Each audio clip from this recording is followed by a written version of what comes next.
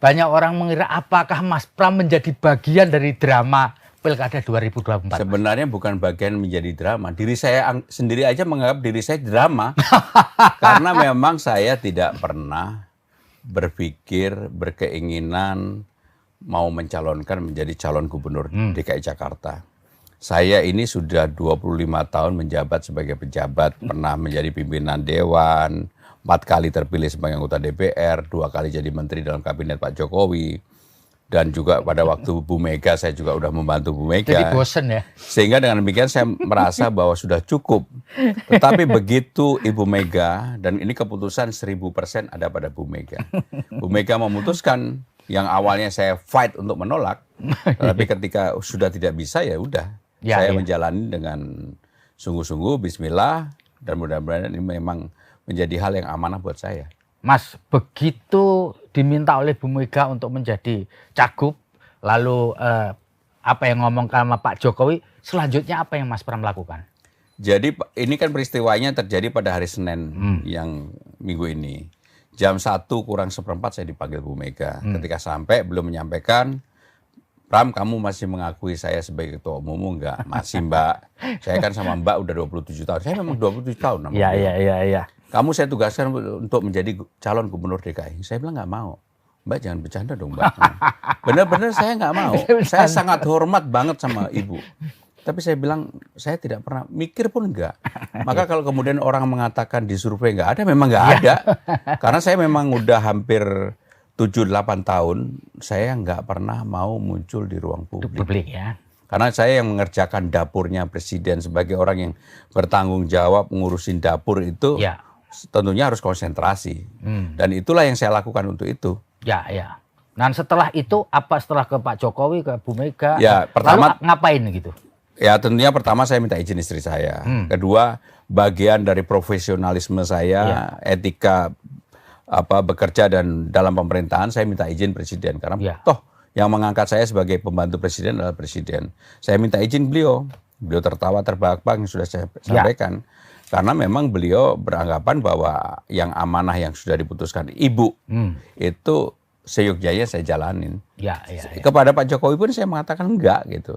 Di hari Senin, kemudian di hari Selasa pagi. Dan menjadi iya itu terus terang baru hari Selasa jam setengah 8 malam. Mas, apakah waktu ngobrol sama Pak Jokowi, Mas Pram diminta untuk konsentrasi ke cabut dan meninggalkan kabinet?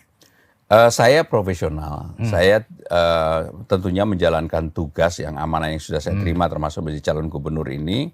Saya sungguh-sungguh melakukan itu. Saya tanya beliau, Pak, kalau memang di ini saya segera mundur. Beliau mengajukan aturannya bagaimana? Aturannya memang tidak perlu mundur. Yang mundur itu ASN, polisi, kemudian DPR dan TNI. Kalau pejabat negara kan enggak. Jadi saya sampaikan juga, Pak, tapi saya akan konsentrasi untuk maju di Pilgub ini. Kalau memang saya maju, saya pasti akan konsentrasi. Saya nggak mau setengah-setengah. Tapi memang kan ini penetapannya baru tanggal 22 September.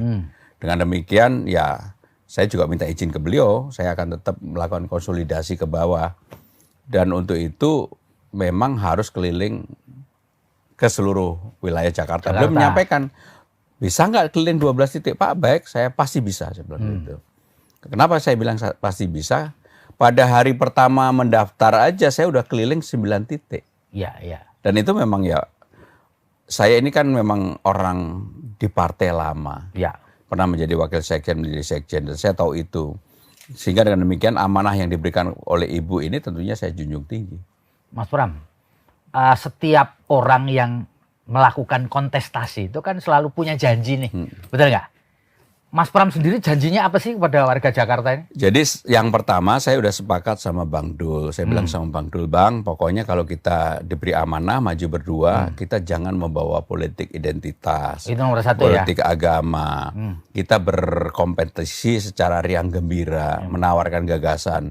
Gagasannya sebenarnya sudah ada acuannya. Karena acuannya itu Undang-Undang nomor 2 tahun 2024. Bahwa Jakarta bukan lagi sebagai ibu kota negara, tetapi sebagai kota pusat perekonomian nasional dan kota global. Arti dari kota global, maka Jakarta harus berinteraksi dengan dunia internasional dan harus menjadi friendly bagi investor yang akan datang di Indonesia. Dan itulah yang kemudian kami rumuskan berdua dalam visi misi dan dalam program kami nanti. Karena yang namanya Gubernur Jakarta itu acuannya undang-undang tersebut. Jadi istilahnya janjinya Mas Pram dan Bang Rano itu adalah untuk menjadikan wilayah Jakarta itu friendly kepada investor, intinya gitu ya? Friendly kepada investor, tetapi kepada warganya, tentunya supaya mereka berkehidupannya lebih baik, lebih mudah, lebih bahagia, dan juga fasilitasnya kita perbaiki. Itu yang menjadi penting. Download Tribun X sekarang, menghadirkan lokal menjadi Indonesia.